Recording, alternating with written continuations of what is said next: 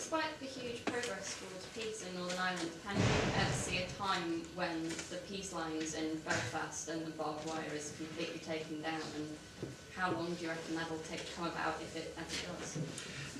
I think it can. I think we can.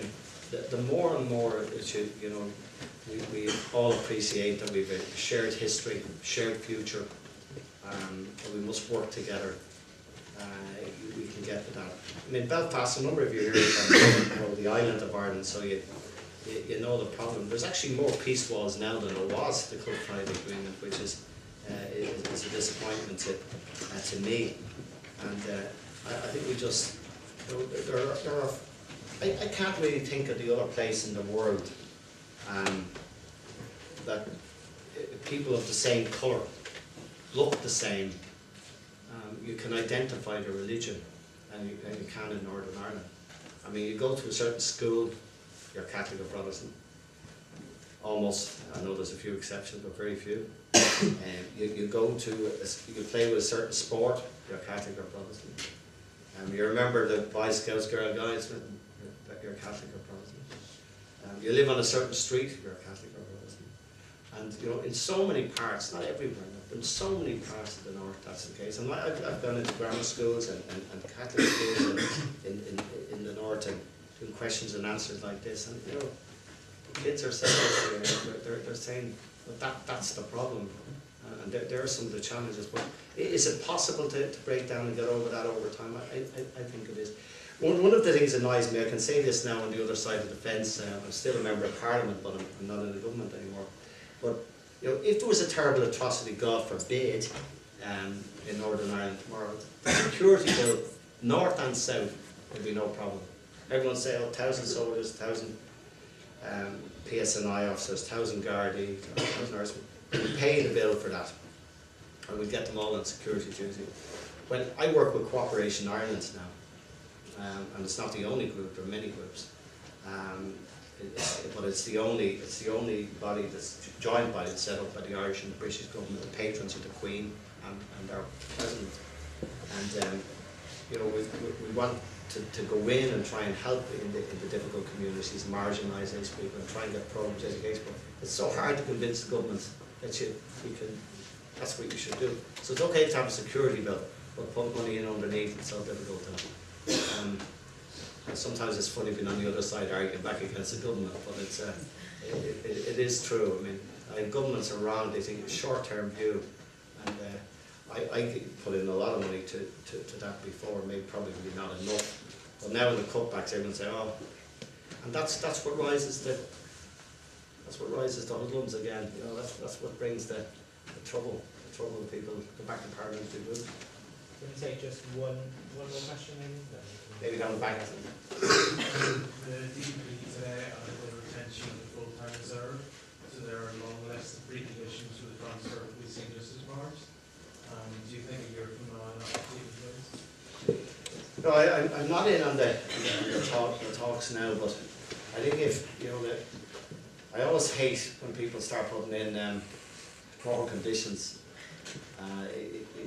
It was, what the deal was. It was the transfer. It was the devolution of policing and justice, and I think I can see difficulties in negotiations as they go on with the preconditions and playing in the card. But in fairness to Sean Woodward, who's the President Secretary of State, he's over this. And he's trying very hard. And I don't know what the bottom line, negotiate bottom line on all sides are. But I really think the quicker this is that, it's weird. I don't really care what they finally agree on it. I really think it should just be concluded, because the more it drags out, the more difficult it is. And to be honest, the best people to control the dissidents at the moment, the best people to control the dissidents are the parties in Northern Ireland. They know where the bodies are buried. You know what I mean? They know where the troublemakers are, and I think give them the powers and whatever they just get everything done.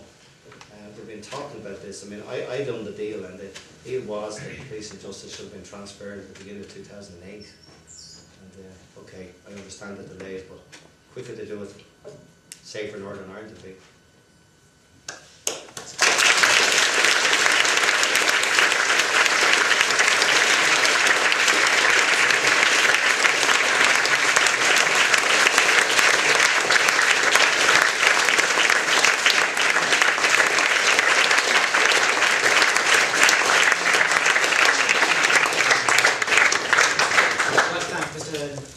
for that speech and the answers to so many of your questions.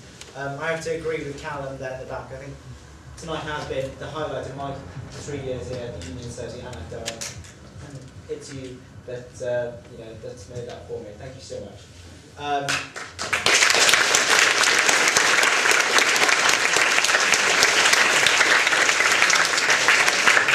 want to say a few words as well about Momo Helps. I want to say thank you so much to Emma for, the Union Society really couldn't do this without the help of Momo Helps and Emma, who consistently over the last few months has bantered me about what's happening, who's doing what, and where are we going. And I hope the union continues and carries on committing itself to this fantastic charity. And I hope throughout the term tonight you give generously to what is an absolutely fantastic cause, and to support somebody who is an absolutely brilliant alumni of this university and this society.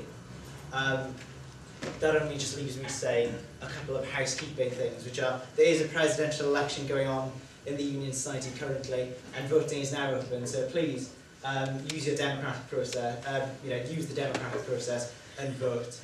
And I'd like to thank Mr. Ahern once again for coming this evening. I hope to all see you on Friday night for our debate then, or at the ball on Wednesday, which I'm sure is going to be an absolutely fantastic evening. Please, once again, Bertie Ahern.